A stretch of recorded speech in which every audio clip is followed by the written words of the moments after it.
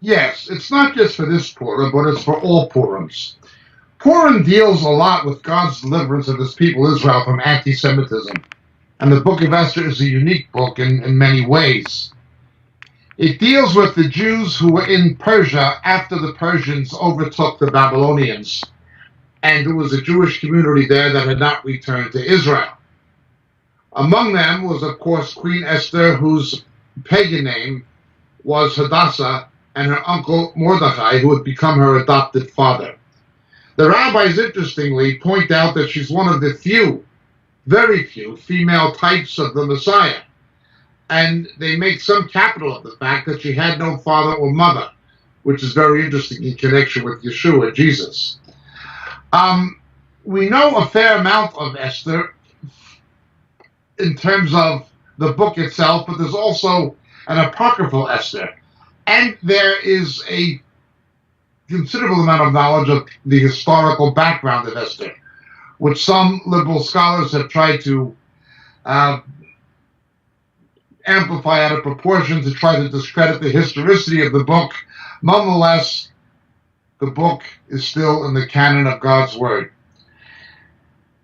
The villain is, of course, Haman. Haman had a plan to destroy the Jewish people. Haman was an Agagite. In other words, a descendant of Amalek. He was not himself a Persian, but he rose to position in Persia. Now, this is very important in understanding modern Iran. The religion of Iran, of ancient Persia, was Zoroastrianism. It was not a particularly anti-Semitic religion at all. And in fact, Zoroaster had teachings that were somewhat compatible with the Sons of Light, Sons of Dark teachings of the Quran community with the Dead Sea Scrolls. Later, of course, it evolved into fire veneration and things of this nature and took on pagan characteristics and all sorts of things. They don't bury the dead. They dismember the corpses and leave it on an edge of a cliff for vultures to take the body members away to heaven and all kinds of crazy things. But originally, it was not quite the same as it has evolved. The calendar and the holidays of Iran to this day remain Zoroastrian, not just Islamic. It's had quite an influence. But what was important about the villain Haman, who became prime minister under King Ahasuerus, was that he was a descendant of Amalek.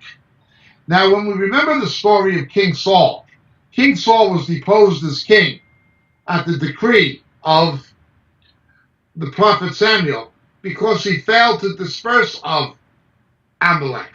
What's this bleating of the sheep that I hear? He tried to look for something good or tried to sort out the good things from something that God said was bad.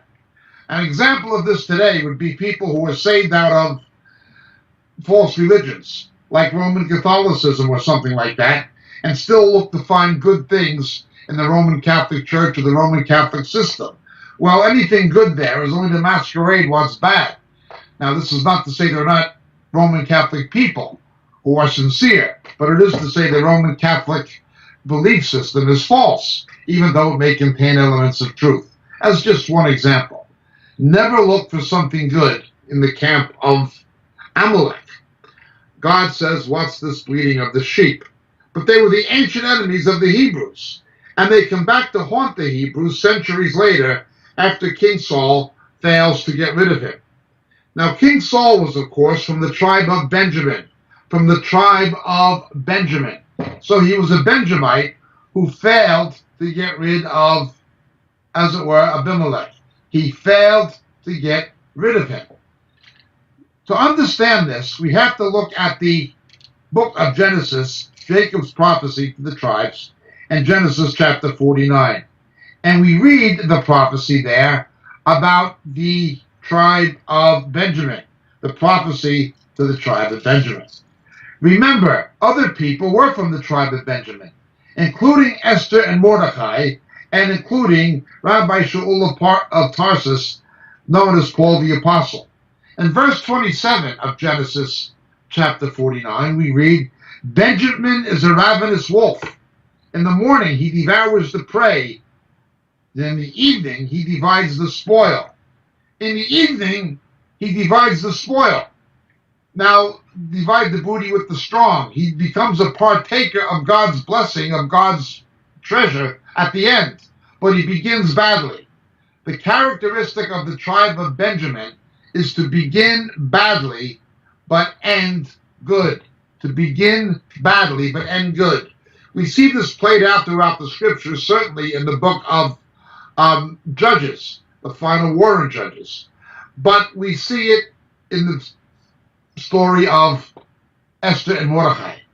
While it was a Benjamite, Saul, who failed to get rid of the Agagite, it was Esther and Mordecai from the tribe of Benjamin who did get rid of him, that is Haman. Benjamin always begins badly, but ends well. Well, the New Testament shows us something that the early Christians held to. They believed that because St. Paul was from the tribe of Benjamin, this also applied. He began as a persecutor of the church, a ravenous wolf, but he began one way and ended quite another, ended on a positive note. Now, this is very important in understanding the background of the story of Esther. In the story of Esther, Mordecai did a good service to the Persian king. It was recorded but forgotten, and in the meantime comes this anti-Semite Haman.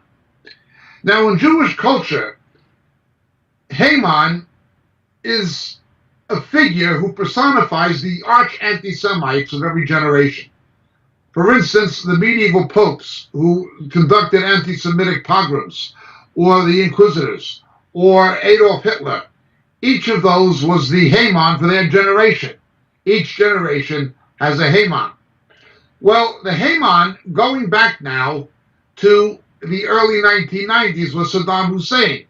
He pledged to destroy and obliterate Israel and take that land and give it to the Muslims. Haman in the book of Esther was defeated on the 14th of Adar, the feast of Purim, the feast of Purim. What day of the year did Saddam Hussein, after firing the Scud missiles at Tel Aviv and Haifa, surrender to the Americans and British? The 14th of Adar. He surrendered on the feast of Purim, the very day. An anti-Semitic madman on the banks of the Tigris and Euphrates rivers, determined to destroy the Jews, and was utterly defeated on the 14th of Adar. Same day of the year, same location, same ethos. Let no one tell you that contemporary events in the Middle East do not fulfill prophecy.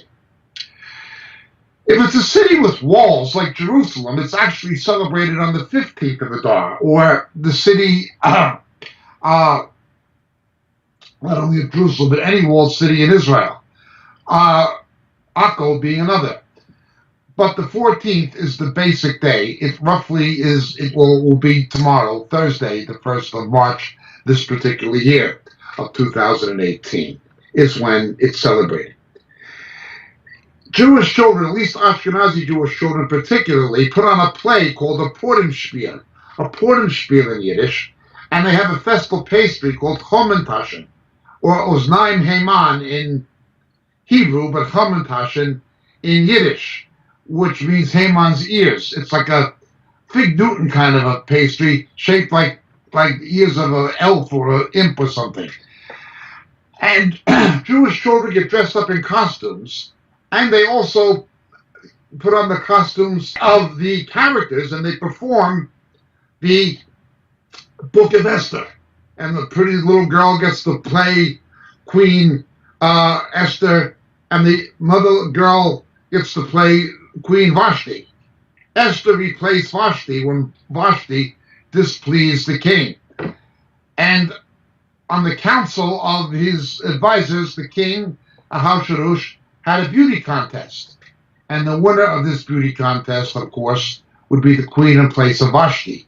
Now, there's much typology in Esther, the relationship between Israel and the church, the two women.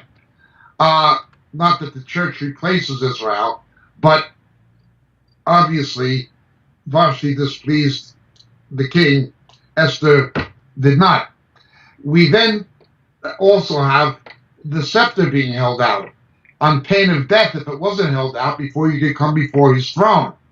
No one comes unless the Father draws him. This kind of imagery. The celestial imagery of the eternal throne in the book of Revelation, looked at in the original Greek, draws on the Septuagint version, particularly language imagery, of the ancient Persian court in the book of Esther, chapter 1. Much similarity. Hence, Esther is also of literary importance in understanding the New Testament, particularly in the Greek language. Again, I would refer you to our teaching tape on the book of Esther. I refer you to our teaching tape on the book of Esther, the season of myrrh and the season of spice. Nonetheless, let's just look at Esther. Esther deals with liberation from anti-Semitism, when God would raise up a hero, Mordecai, and a heroine. Another important aspect of the book of Esther is that when God uses a woman and places her in a position for God to use her mightily, her head is always, as it were, covered. Every Esther has a Mordecai. Every Deborah has a Barak. God does not circumvent his order of spiritual authority. These people who run around with the Jezebel spirit in the church, with women preaching to men and things of this nature, that is unscriptural. Or teaching doctrine to men or women pastors, and some people like to say crazy things on the internet, zipping the mouth of the sisters and silencing the sisters. No one says that women can't share. No one says that women can't teach other women. But leadership is male, and women should not, in an ideal situation, teach doctrine to men. It's just not biblical. And when you see women who are intent on doing it, they are to some degree controlled by a Jezebel spirit. It's not of God, and it will ultimately bring God's judgment. Certainly deprive of God's blessing at some point. When there's a Esther, there's always going to be a Mordecai. Same with June and Junes in the New Testament. There'll always be a male covering. Nonetheless, let's look further now. Anti-Semitism. Anti-Semitism. It's always the same thing. Remember, anti-Semitism and persecution of the true church are heads and tails. We can distinguish between heads and tails, but we cannot separate them. It all goes back to Genesis chapter 3. I'll put enmity between you and the woman, between your seed and her seed. He will bruise you in the heel. He's going to bruise you in the head. You'll bruise him in the heel. Satan has always tried to destroy Israel and the Jews to prevent the coming of the Messiah. That was what was on back of Haman. That was what was on back of Pharaoh. That was what was on back of Abimelech. That was what was on back of all of them.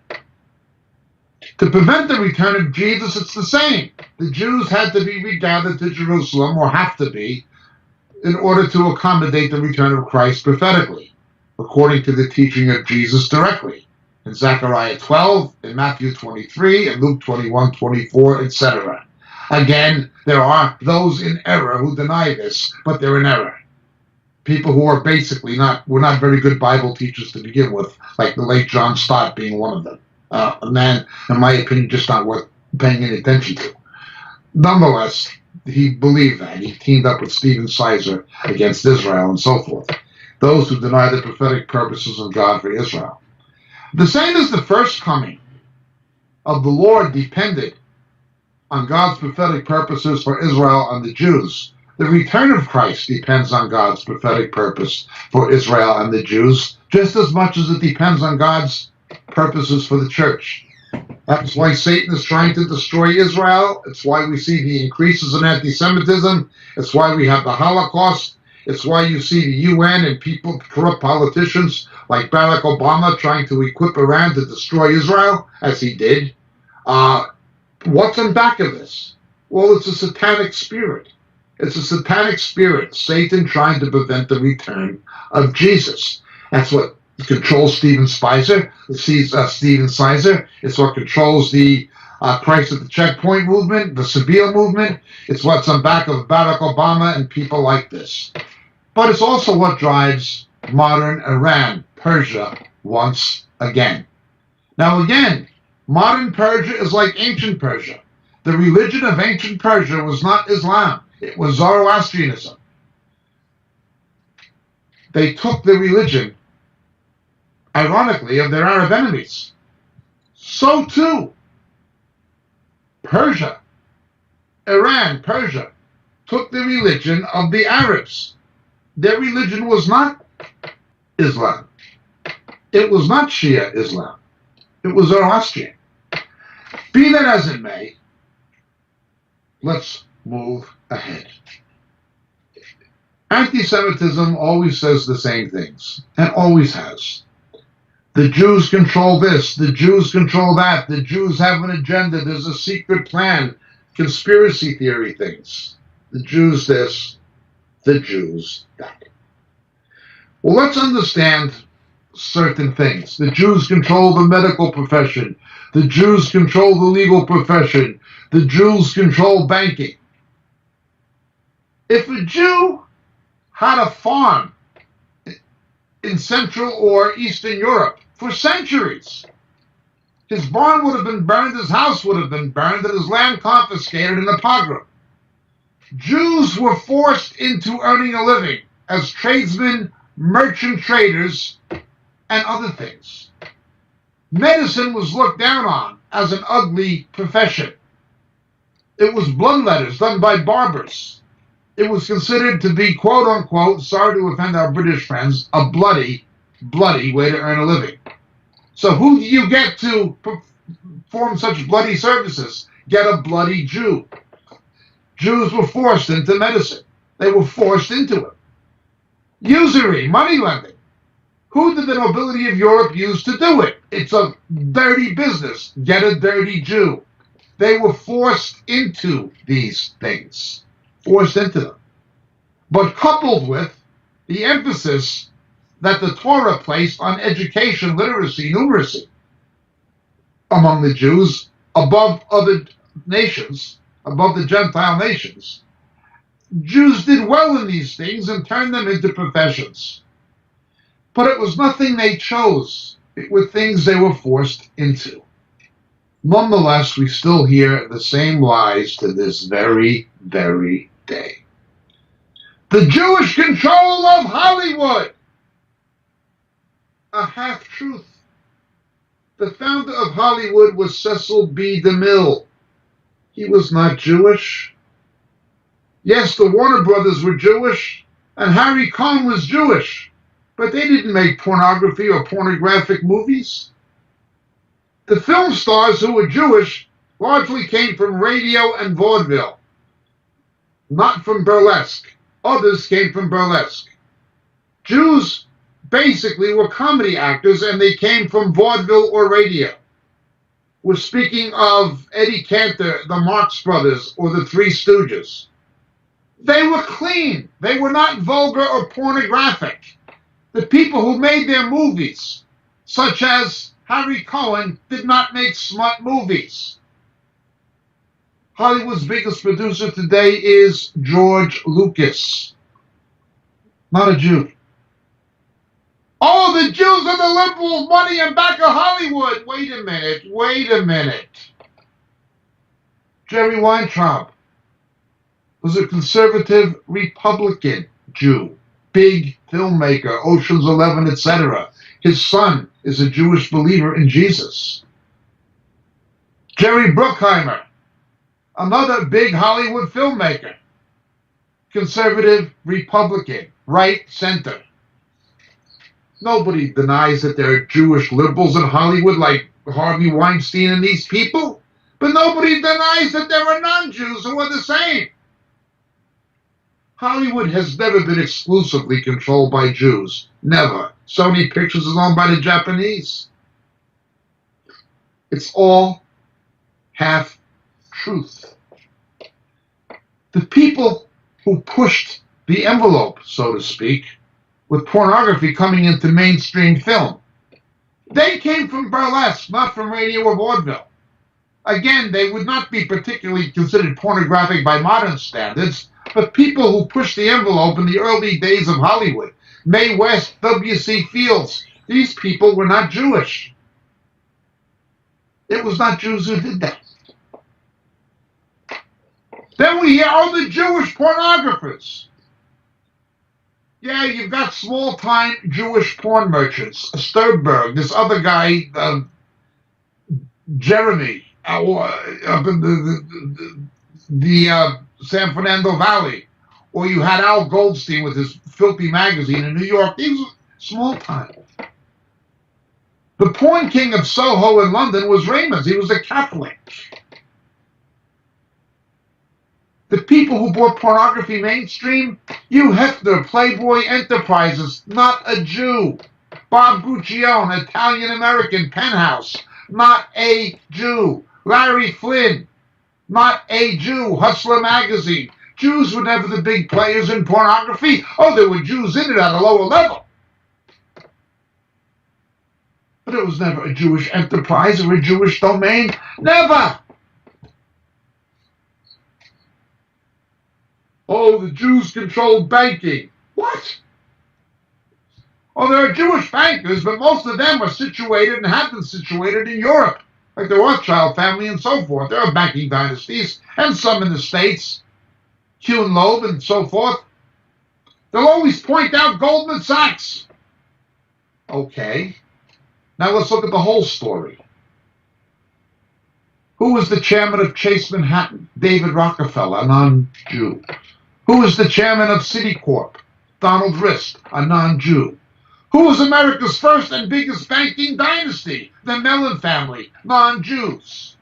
Who was America's biggest banking robber baron and a political and financial dynasty on top of it? J.P. Morgan, a non-Jew. Investment bankers, Brown Brothers Harriman, non-Jews. If you want to say there are Jews involved in international banking and investment banking, of course there are. But again, to say the Jews control it? The present new chairman of the Federal Reserve, and I don't like the Federal Reserve, but the current chairman is a non-Jew. Paul Volcker, one of the most influential chairmen of the Fed, a non-Jew. Yes, you had Jews like Alan Greenspan and so forth, but to say it's controlled by Jews? It just doesn't work that way. That's just not financial reality. It's not political reality. Oh, the Jews control the newspapers and the media. If that was the case, why is CNN so biased against Israel? Why is the BBC so biased against Israel? Why is UKI TV so against Israel? Why are the networks so biased? Yeah, you've got Jews in it like David Zucker. Those people disgust me. But Rupert Murdoch and his family are not Jewish. He's a Scottish Presbyterian from Australia. Fox News, Wall Street Journal, New York Post, not Jewish. USA Today, America's biggest chain of newspapers, Gannett's, not Jewish. America's first newspaper dynasty, the Hearst family from Citizen Kane, William Randolph Hearst, New York and San Francisco, not Jewish. America's biggest tabloid, the New York Daily News, Patton family, Irish Catholic, not Jewish. Nobody denies there's Jews in the media, but to say they control it? It's not true of the media, not true of Hollywood, it's not true of banking, it's certainly not true of pornography. It's just not true. Now look, at any time in history, it is a fact, it's an undeniable fact of history, that one ethnic group, as it were, tended to predominate. This is for sure. One ethnic group did tend to predominate. During the Renaissance, it was Italians. Almost everybody who did anything was an Italian. Michelangelo, Machiavelli, Dante, Leonardo da Vinci, they were all Italian. Other times in history, the ancient world, time before Jesus, they were all Greek. Plato, Aristotle, Socrates, Archimedes, Hippocrates, Herodotus, Euclid, they're all Greek. During the Age of Empire, everybody was British. They were either English or Scottish or Irish. You know, oh, the Jews control this, the Jews control that. My family is a mixture of Jewish and Irish. Why do the Irish have a disproportionately large amount of their population of Nobel laureates for literature? Why are so many of the great literary geniuses Irish? Take your pick. Both Catholic Irish and Protestant Irish. James Joyce, Samuel Beckett, Oscar Wilde, whatever. Oh, you go to the major police departments and county and prosecutors' offices and district attorneys' offices in the USA. Boston, Chicago, New York, Philadelphia, dominated by Irish. Always have been. Oh, the Irish control the police and they control the courts. Oh, they don't. The Jews control the elections. Wait a minute. Organized political corruption in the United States. Don't get me wrong, my mother's family is Irish now. The political machines. The Kennedy machine in Boston. The Cook County machine, the Daley machine in Chicago. Tammany Hall in New York. The Hague J.V. Kennedy machine in North Jersey. These are all Irish. But you can't blame the Irish people for organized political corruption. It's like blaming organized crime on the Italians. Yeah, there's a Costa Nostra. Bulger was Irish in Boston. The Westies in New York are Irish. Mickey Shaughnessy, Irish, Chicago. The first organized crime in America, the Molly Maguire Jr. racketeers were Irish. Then there were Jewish gangsters. Meyer Lansky, Legs Diamond, Bugsy Siegel. What are you going to blame just the Italians for? You got Chinese triads, you got Russian mafia. You got to go for the Jews. Jews. No, at any time, somebody has stood out. Be it the British, be it the Greeks, be it the Italians. One time it was the Dutch. Everybody was from Holland. No question. In the 20th into the 21st century, the Jews are having their day and their hour. Disproportionately, a large amount of people in most fields, from science to the arts, finance, are Jewish. Disproportionately large amount. But that's not unique to the Jews. Everybody's had a turn. Now, I would say it's of some prophetic significance that the Jews are having their turn at this time in history. When Israel's reborn as a nation and prophecies being fulfilled, yes. But to say this is Jewish control? That's like saying there was an Italian conspiracy for the Renaissance. Well, if there was an Italian conspiracy for the Renaissance, for the most part, the world benefited from it. Despite the corruption of the Vatican and the papacy, for the most part, Western Europe benefited from it. And not just with the Renaissance. What would have happened if Hitler had gotten the atomic bomb before the Americans? Robert Teller, Robert Oppenheimer. So Jewish scientists, most of those physicists and nuclear engineers were Jewish. Up to the 1950s, polio was a marauding disease in the United States.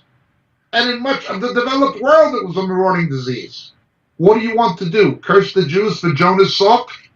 For poliomycin? For the vaccination? America would have lost its economic dominance in industry had it not been for high tech. Labor-intensive industries, manufacturing, these things were going increasingly to Asia, or if they were labor-intensive, to the third world. What has kept America on top? Microsoft, Apple, Facebook. Now look, I don't like a lot of what goes on in Silicon Valley and Seattle. I really do not. I don't like the policies of Mark Zuckerberg. I do not. But to say high tech is controlled by Jews? Yeah, Larry Page and Sergey Brin, they're Jewish.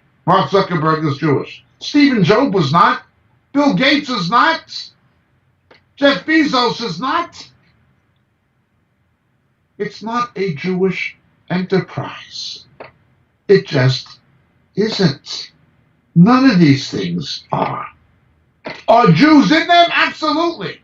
And have made good contributions to most of those things. But this ignorance and bigotry is just stupid. It's just not like that. Likewise, the Jewish liberal establishment. You hear this all the time.